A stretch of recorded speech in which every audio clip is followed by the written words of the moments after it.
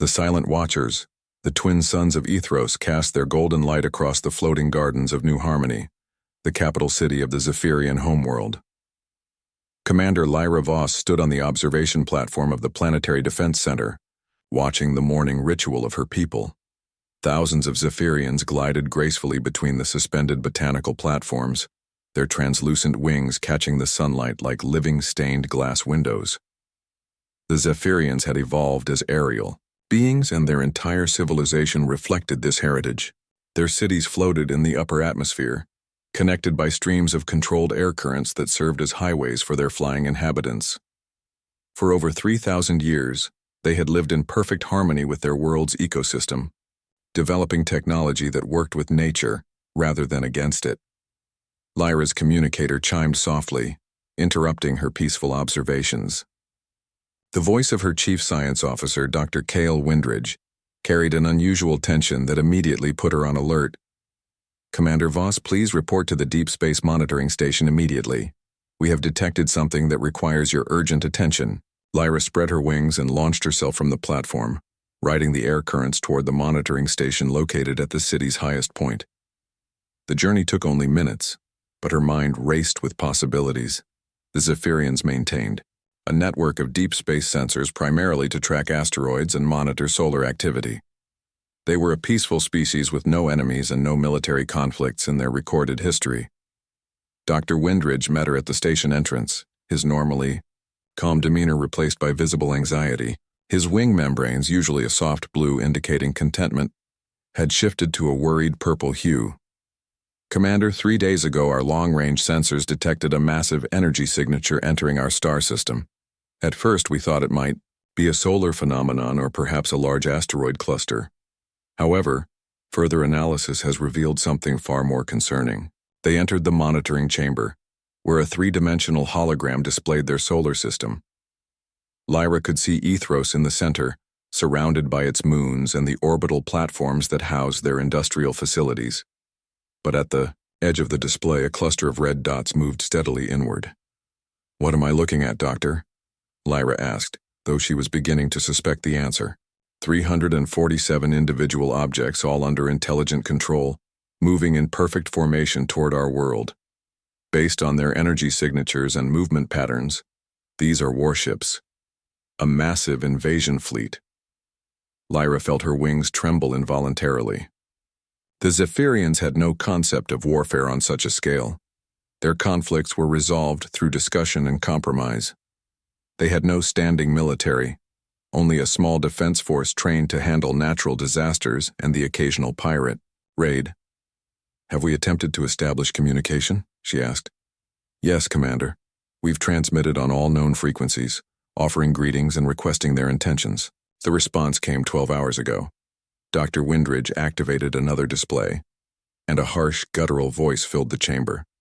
The translation software rendered the alien words into Zephyrian, but the malevolent intent was clear in any language.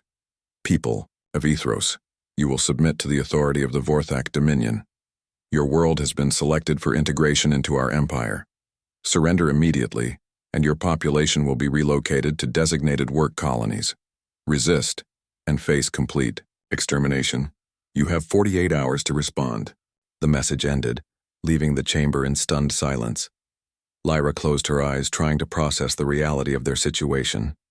The Vorthak Dominion was a name she recognized from intelligence reports gathered by their exploration vessels.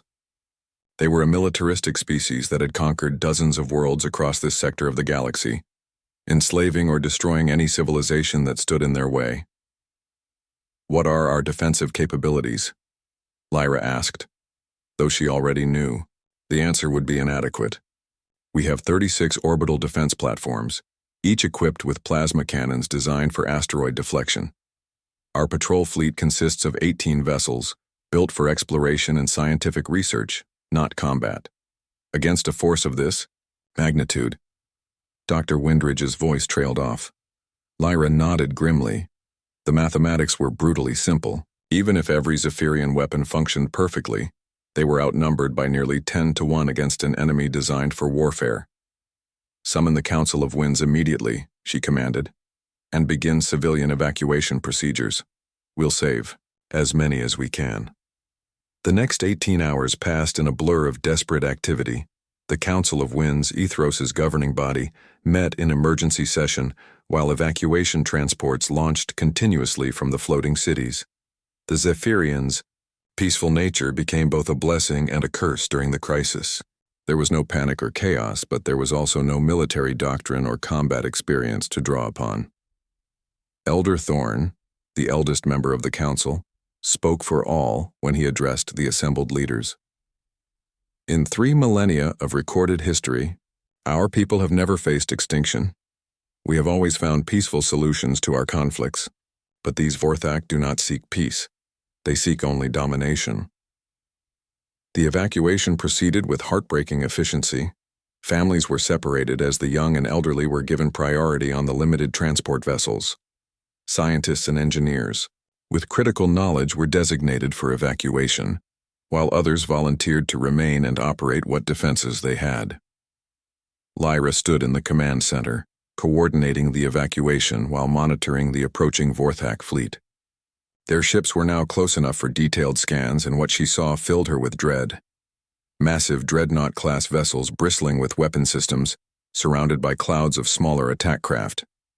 The Vorthak had clearly conquered many worlds using this overwhelming superiority of force.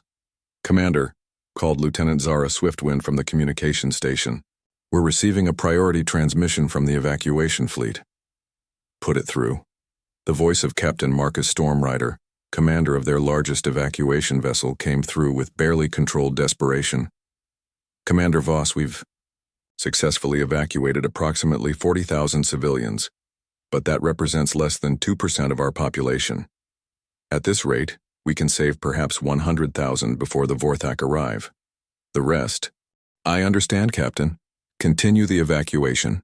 Every life saved matters." As the hours passed, reports continued to flow in. The Vorthak fleet had reached the outer system and was deploying an attack formation.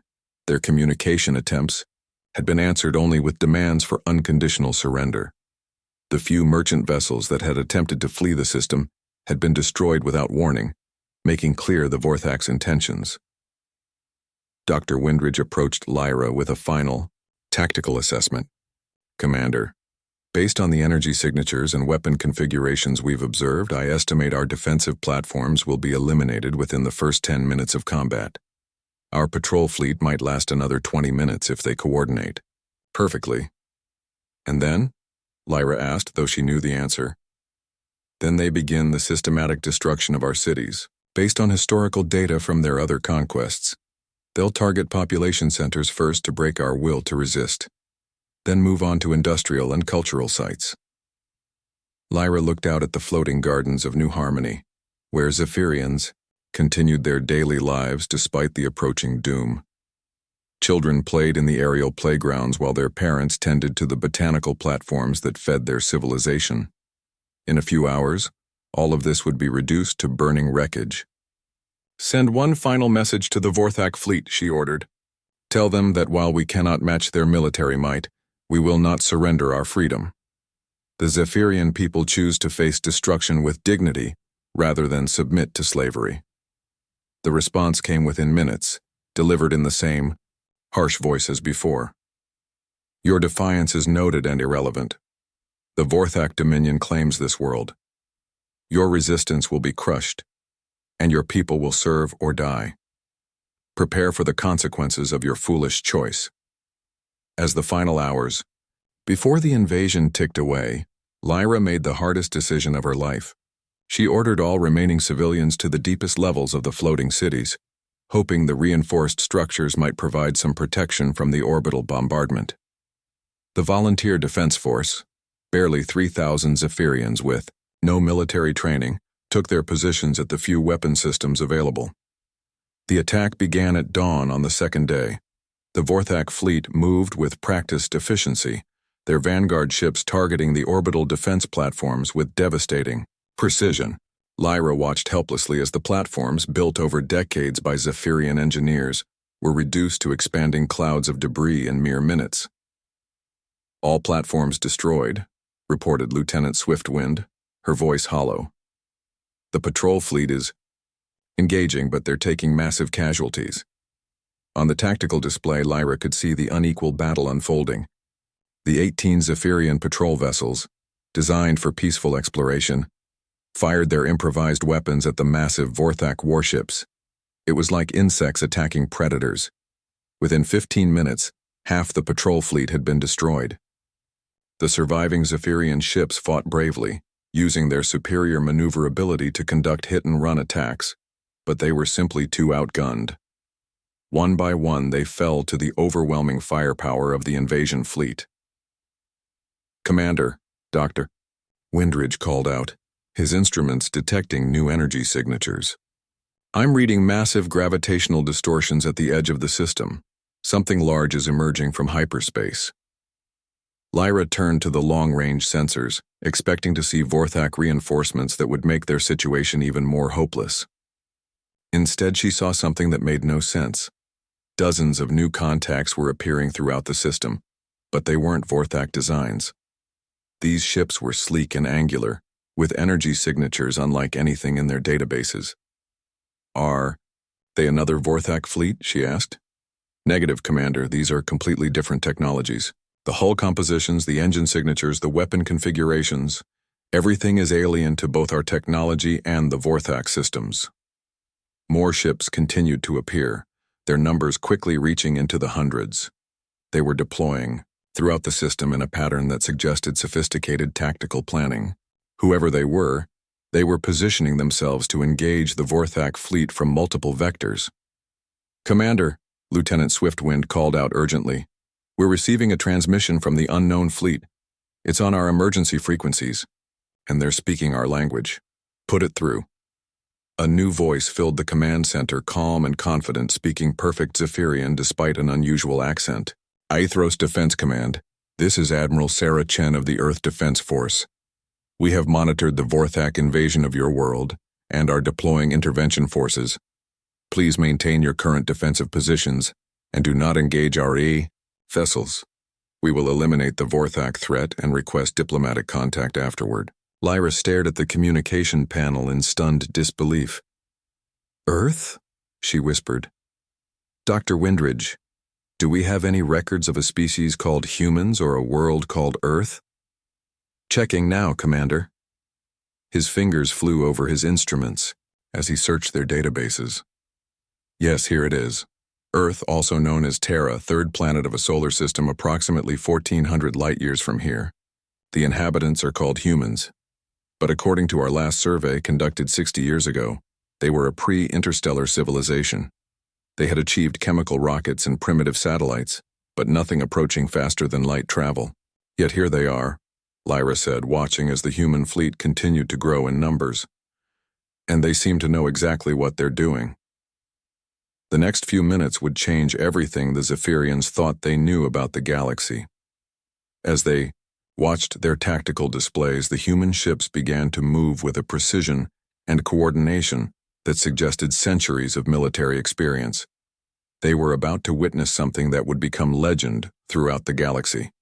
The first major engagement between Earth's forces and an established galactic empire.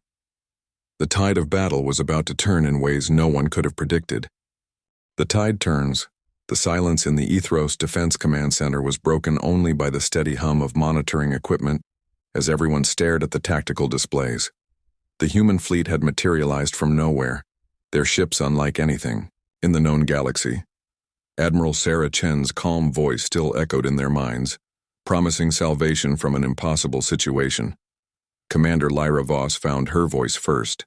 "Admiral Chen, this is Commander Lyra Voss of the Aethros Defense Force. We are grateful for any assistance, but you must understand the scale of what you're facing. The Vorthak fleet consists of over 300 warships. Our own defenses have already been eliminated." The response came quickly, carrying a tone of quiet confidence that seemed almost unsettling given the circumstances. "Commander Voss, we appreciate your concern, but the Earth Defense Force has been tracking Vorthak expansion patterns for the past 18 months. We know exactly what we're dealing with. Please maintain communication on this frequency and prepare to coordinate with our forces." Dr. Windridge's instruments were working frantically to analyze the human vessels. Commander, I'm detecting energy signatures that shouldn't be possible. Their power output is off the charts, and their hull materials are unlike anything in our databases. Whatever technology they're using, it's generations ahead of anything we've encountered. On the main display, the human fleet was deploying with mathematical precision. Ships took positions throughout the system in a complex, three-dimensional formation that would have taken the Zephyrians hours to calculate. Yet the humans had arranged it in minutes.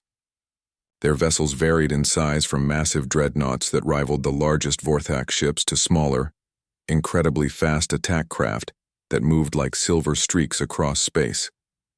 The Vorthak fleet had noticed the new arrivals and was already responding. Admiral Krex Bloodfang, commander of the invasion force, broadcast his response on all frequencies. His voice carried the arrogance of a species that had never known defeat. Unknown vessels, you are interfering with the lawful conquest of the Vorthak Dominion. Withdraw immediately, or be destroyed with the primitives you seek to protect. The might of the Dominion is absolute. Admiral Chen's response was immediate and matter-of-fact. Vorthak Fleet, this is Admiral Sarah Chen of the Earth Defense Force. You are hereby ordered to cease all hostile actions against the sovereign world of Ethros and withdraw from this system immediately. This is your only warning. Admiral Bloodfang's laughter was harsh and cruel. Humans, we have heard whispers of your pathetic species, primitives who have barely learned to leave their own world. You dare threaten the Vorthak Dominion? We will add your bones to our trophy collections. What happened next would be remembered in galactic history as the moment everything changed. The human fleet moved as one, their formation shifting with fluid grace into an attack configuration that seemed to anticipate every possible Vorthak counter-move. The first exchange of fire lasted exactly 17 seconds and left 12 Vorthak vessels as expanding clouds of superheated plasma. In the command center, Lieutenant Zara Swiftwind stared at her instruments in disbelief. Commander, the human weapons, they're firing concentrated antimatter streams with pinpoint accuracy. The Vorthak shields might as well be made of tissue paper. The Vorthak fleet, despite their shock at the devastating opening salvo, responded with the ferocity that had conquered dozens of worlds. Hundreds of plasma cannons and missile launchers opened fire simultaneously, creating a wall of destructive energy that should have annihilated any opposing force. The human ships simply weren't there when the attacks arrived. Their vessels moved with impossible agility, dodging and weaving through the barrage while maintaining perfect formation. Advanced point defense systems intercepted the few projectiles that came close, creating brilliant flashes of light as missiles were destroyed before impact. Impossible, breathed Dr. Windridge. Their reaction times are superhuman. It's as if they know where every shot will be before it's fired. Admiral Bloodfang's communications had shifted from arrogant threats to urgent tactical commands as he tried to adapt to an enemy, unlike any the Vorthak had ever faced. His ships began executing complex maneuvers designed to overwhelm human defenses through sheer numbers and firepower. The humans responded by doing something that defied all known military doctrine. They split their fleet into dozens of smaller units and engaged the Vorthak ships in individual combat across the entire system. It should have been suicide to divide their forces against a numerically superior enemy. Instead, it became a masterclass in tactical superiority. Each human vessel seemed capable of engaging multiple Vorthak ships simultaneously. Their weapons fired with mechanical precision, targeting critical systems with surgical accuracy. Engine. Cores were destroyed with single shots, weapon arrays were disabled with pinpoint strikes, and command bridges were eliminated before Vorthak crews could react. Commander Voss watched the battle unfold with growing amazement. They're not just superior fighters, she observed. They understand Vorthak technology better than the Vorthak do. Every shot is perfectly placed to cause maximum damage. Admiral Chen's voice came through the communication system again. Commander, Voss, we're preparing to deploy ground forces to eliminate any Vorthak troops that may have landed on your world. Could you provide us with tactical information about their deployment? Ground forces? Lyra asked. Admiral, with respect, the Vorthak landed over 15,000 soldiers at 3 different sites. Our civilian population has taken shelter in the lower levels of our cities. but we have no military forces capable of engaging them. Understood, Commander. Our Marines are specifically trained for this type of operation. We'll have the situation under control within the hour. As if summoned by her words, new contacts appeared on the tactical display. Dozens of smaller craft had launched from the human fleet and were descending toward Ethros at incredible speed. These weren't the sleek warships fighting in space, but rather angular utilitarian vessels that looked designed for one purpose: delivering soldiers into combat. Dr. Windridge tracked their descent. They're heading directly for the Vorthak landing sites. The deceleration forces they're pulling should be fatal to any organic crew, but somehow they're maintaining perfect control. The first human dropships hit the atmosphere like controlled meteors, their hulls glowing with heat as they descended. But instead of the catastrophic impact that physics demanded, the vessels decelerated at the last moment and landed with surgical precision in the heart of Vorthak-controlled territory. What emerged from those dropships would become the stuff of legend throughout the galaxy. Human Marines in powered armor that made them look more like walking tanks than organic soldiers. Each suit was a marvel of engineering, enhancing human strength and speed while providing protection against the heaviest weapons the Vorthak could deploy. The battle on the ground was even more one-sided than the space engagement.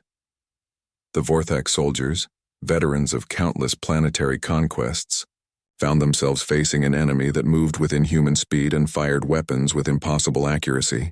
Human Marines advanced through Vorthak positions like an unstoppable tide, systematically dismantling defensive lines that had been considered impregnable. Captain Marcus Rodriguez led the assault on the largest Vorthak encampment near the Zephyrian capital city. His tactical report came through clearly despite the chaos of battle. Admiral Chen, this is Ground Team Alpha. Vorthak resistance is collapsing across all fronts. Their weapons are having minimal effect on our armor, and their tactical doctrine is completely inadequate against our assault patterns. Through her command center's visual feeds, Commander Voss watched human soldiers perform feats that seemed impossible. They leaped across chasms that should have been uncrossable, scaled vertical surfaces with ease, and fired weapons with accuracy that bordered on supernatural. When Vorthak forces tried to concentrate their fire, the humans simply vanished into shadows and struck from unexpected directions. How is this possible? Dr. Windridge asked, studying the tactical data. Their soldiers are moving faster than our atmospheric craft, carrying weapons that outclass our heaviest artillery, and coordinating attacks with precision that suggests telepathic communication. The answer came from an unexpected source. A new voice joined the communication channel, speaking with the crisp efficiency of a military briefing. Zephyrian Command, this is Colonel Janet Hayes, Commander of Marine Ground Forces. To answer your question, Doctor, what you're witnessing is the result of 2 centuries of military evolution. Humanity has faced threats that would terrify the Vorthak Dominion. We've adapted accordingly. 2 centuries. The number hit the Zephyrian leadership like a physical blow. Their most recent intelligence on humanity was 60 years old, and it had shown a species that had barely achieved spaceflight. What could have happened in 200 years to transform them into this? The ground battle was effectively over within 45 minutes. 15,000 Vorthak soldiers, equipped with weapons that had conquered dozens of worlds, had been systematically eliminated by fewer than 2,000 human Marines. The few survivors had surrendered or fled to their dropships, only to find their escape routes blocked by human forces. In space, the naval battle was reaching its conclusion with equal decisiveness. Admiral Bloodfang's fleet of 347 vessels had been reduced to fewer than 50 functional ships. The Vorthak admiral himself was broadcasting desperate retreat orders, trying to preserve what remained of his forces. Admiral Chen's voice carried a note of finality.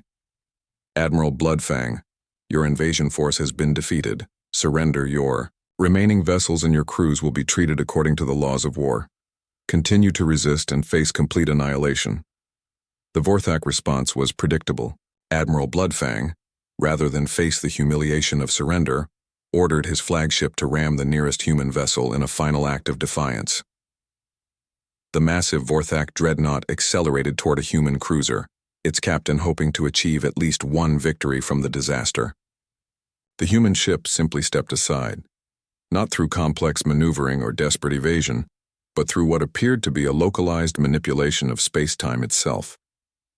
The Vorthak flagship passed harmlessly through the space where the human vessel had been, only to find itself surrounded by the entire human fleet. "Dimensional displacement technology," Dr. Windridge whispered.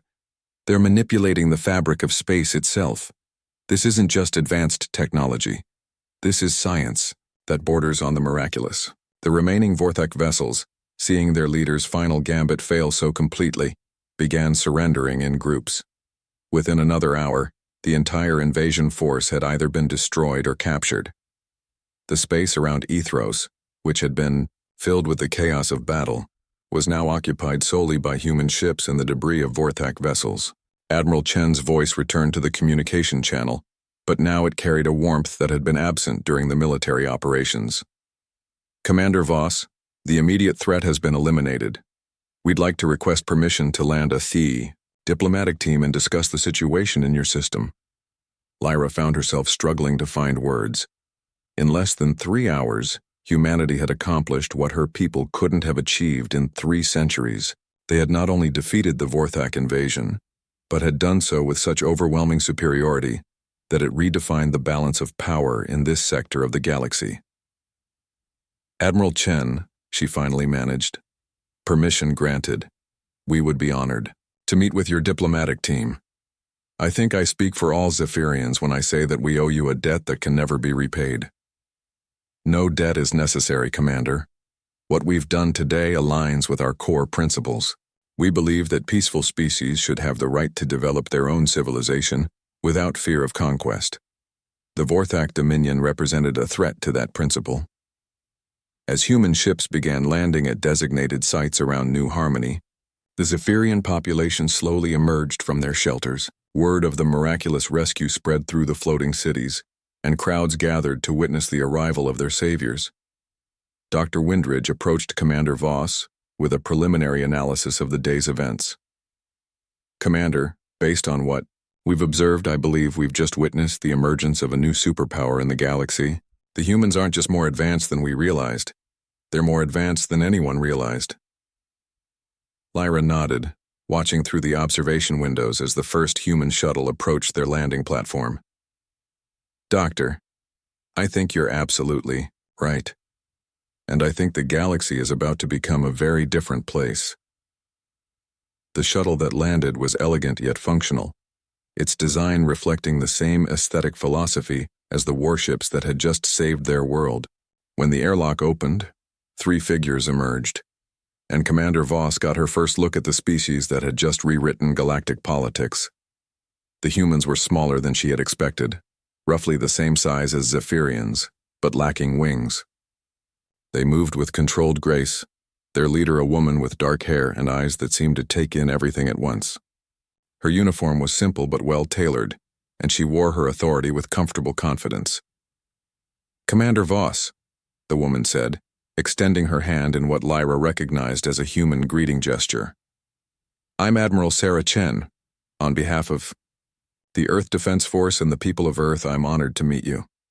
As Lyra reached out to accept the gesture, she couldn't help but wonder what other surprises humanity might have in store for the galaxy. The Vorthak invasion had been defeated, but something told her that this was only the beginning of a much larger story. Rising thunder. The diplomatic meeting took place in the council chamber of New Harmony, a magnificent structure that floated at the highest point of the Zephyrian capital. The chamber's transparent walls offered a panoramic view of the floating gardens below, while holographic displays showed the aftermath of the battle that had saved their world. Admiral Sarah Chen sat across from Commander Lyra Voss and the surviving members of the Council of Winds, her expression serious, despite the victory they had just achieved. Beside her sat Dr. Elena Vasquez, Earth's chief xenobiologist, and General Marcus Thompson, commander of the Marine forces that had eliminated the Vorthak ground troops.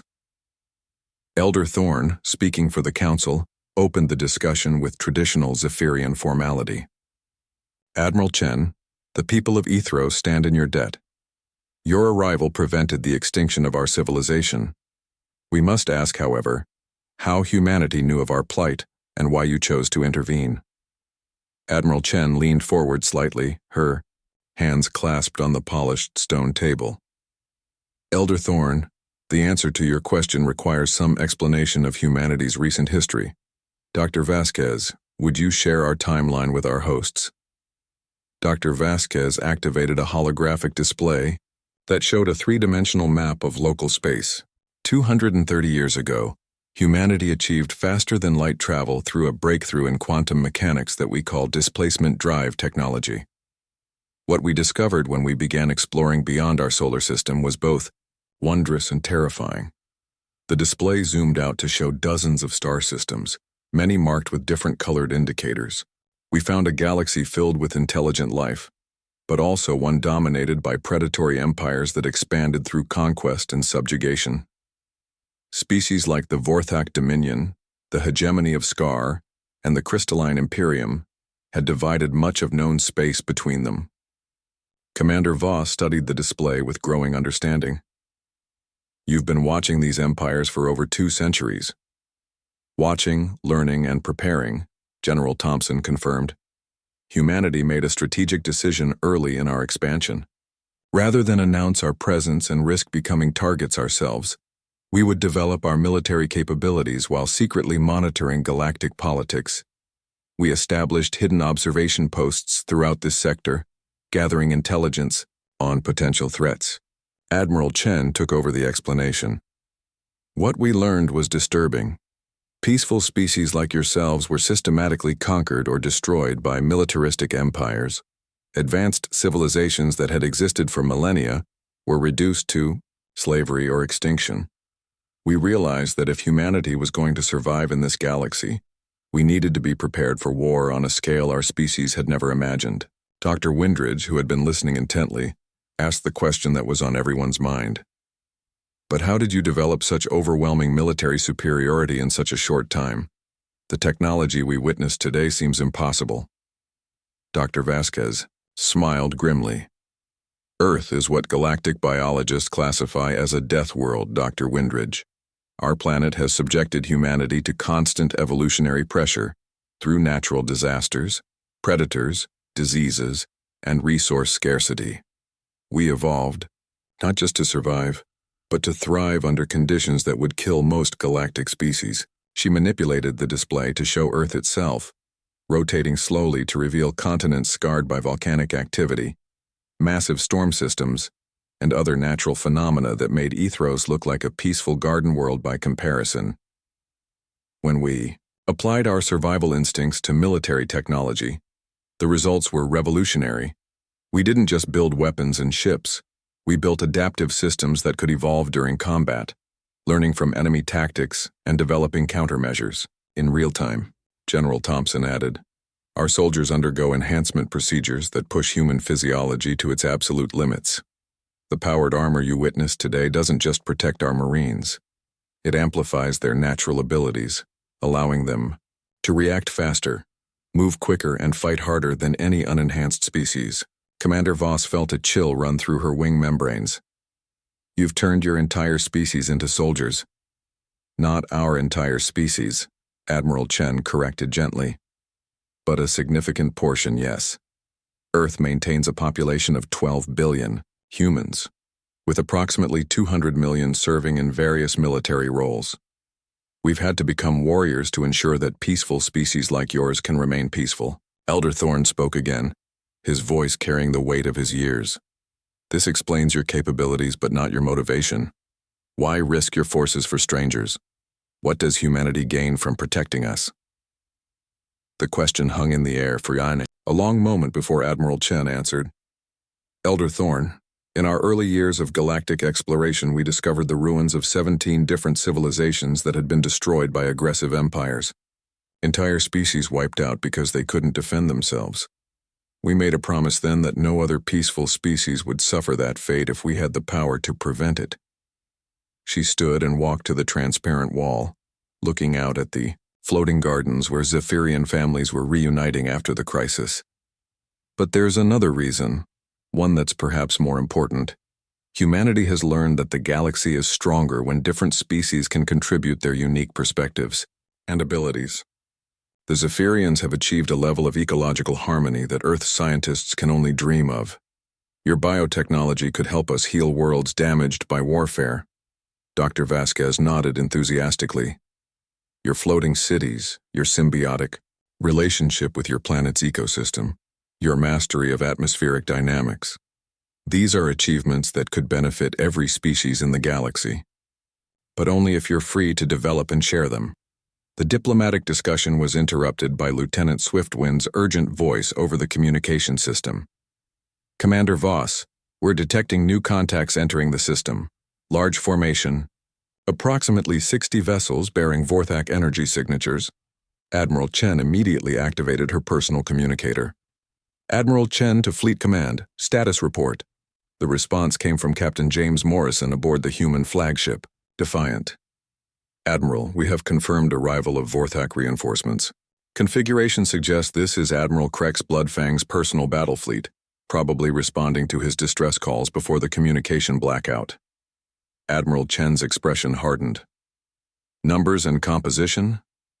63 vessels total, including the Dreadnought-class flagship Crimson Vengeance. This appears to be a revenge force, Admiral. They're not here for conquest, they're here for extermination. Commander Voss felt her heart sink. Just when it seemed their world was safe, a new threat had emerged. Admiral, can your forces handle another engagement so soon after the last battle? Admiral Chen's smile was cold and predatory. Commander, what you witnessed earlier was a rescue operation carried out by a single task force. Admiral Bloodfang is about to discover what happens when humanity decides to make a statement. She activated her communicator again. Admiral Chen to all Earth Defense Force units in the Ethros system. Execute Protocol Thunder. Full fleet deployment. Maximum firepower authorization. What happened next would be remembered as the moment humanity announced its presence to the galaxy. The space around Ethros, which had seemed empty except for the human ships already present, suddenly filled with vessels emerging from dimensional displacement fields. Not dozens, but hundreds of ships materialized simultaneously, their combined mass rivaling that of a small moon. Dr. Windridge stared at his instruments in disbelief. Commander, I'm reading over 400 human vessels, dreadnoughts, battleships, carriers, destroyers. This isn't a fleet, this is an armada. On the main display, they could see the Vorthak reinforcements had stopped their advance, clearly as shocked as the Zephyrians by the sudden appearance of such overwhelming force. Admiral Krex Bloodfang's voice came through on all frequencies, though his earlier arrogance had been replaced by barely controlled fear. Human fleet, this is Admiral Krex Bloodfang of the Vorthak Dominion. The destruction of my advance force was an act of war against the Dominion. Withdraw immediately, or face the wrath of our entire empire. Admiral Chen's response was broadcast not just to the Vorthak fleet, but on all frequencies throughout the system, ensuring that any other intelligence-gathering operations in the area would hear it clearly. Admiral Bloodfang, this is Admiral Sarah Chen of the Earth Defense Force. Your invasion of Ethros was an unprovoked attack on a peaceful world under Earth's protection. Your forces will surrender immediately or be destroyed. This is not a negotiation.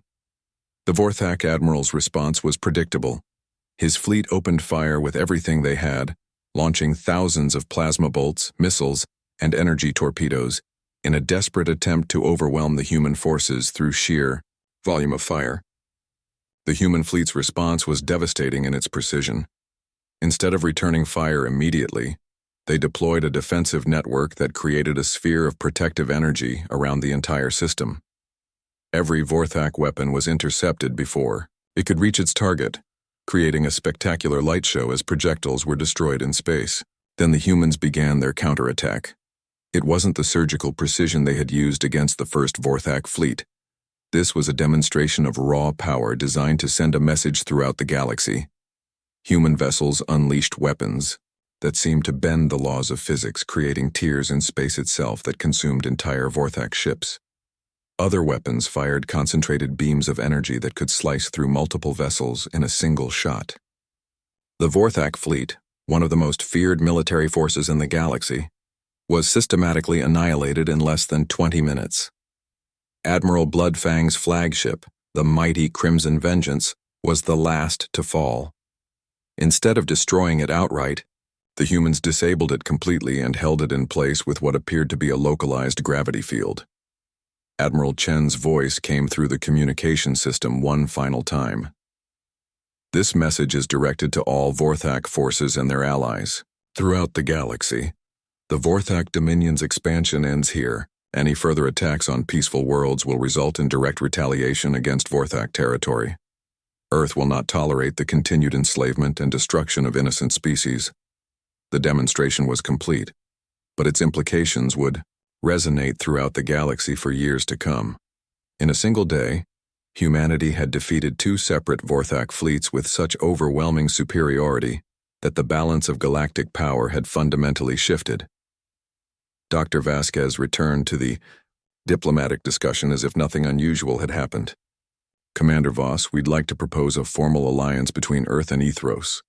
We can offer military protection, technological exchange, and access to our trade networks. In return, we ask only for friendship and the opportunity to learn from your unique achievements. Elder Thorn spoke for all the Zephyrians present. Dr. Vasquez, I believe I can say without consultation that Ethros accepts your proposal. We would be honored to stand alongside humanity. Commander Voss nodded her agreement. Admiral Chen, we accept your alliance, but I must ask, what does this mean for the rest of the galaxy? Your display of force today will not go unnoticed by other empires. Admiral Chen's expression grew thoughtful. You're right, Commander. Today marks the beginning of a new era in galactic politics. The predatory empires will have to choose between adapting to a galaxy where peaceful species are protected or facing the consequences of continued aggression. General Thompson added, we're not seeking to build an empire of our own, but we will establish a coalition of free worlds protected by Earth's military might and bound together by mutual cooperation rather than conquest. As the meeting concluded, and the human diplomatic team prepared to return to their ships, Admiral Chen paused at the chamber's entrance. Commander Voss, the galaxy is about to become a much safer place for species like yours. But it's also going to become more complex. Humanity will need allies who understand both the benefits and responsibilities of freedom. Commander Voss spread her wings in the traditional Zephyrian gesture of respect. Admiral, Ethros stands ready to face that future alongside Earth. Today you didn't just save our world, you gave us hope for something better. As the human fleet began to disperse, leaving only a small patrol force to protect Ethros, the implications of the day's events were already spreading throughout the galaxy. Intelligence networks carried word of humanity's emergence as a superpower, while surviving Vorthak forces brought tales of devastating defeat back to their homeworld. The message was clear. The age of unchallenged galactic empires was over. Humanity had arrived, and the galaxy would never be the same. In the weeks that followed, dozens of peaceful species would reach out to Earth seeking protection and alliance.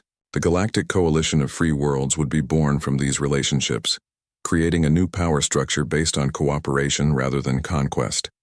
And at the center of it all would be humanity, the species from the death world that had turned its evolutionary advantages into a force for galactic liberation. The descendants of Earth had become the guardians of the galaxy, ensuring that the strong would protect the weak rather than prey upon them. The stars themselves seemed brighter, as a new era of galactic civilization began.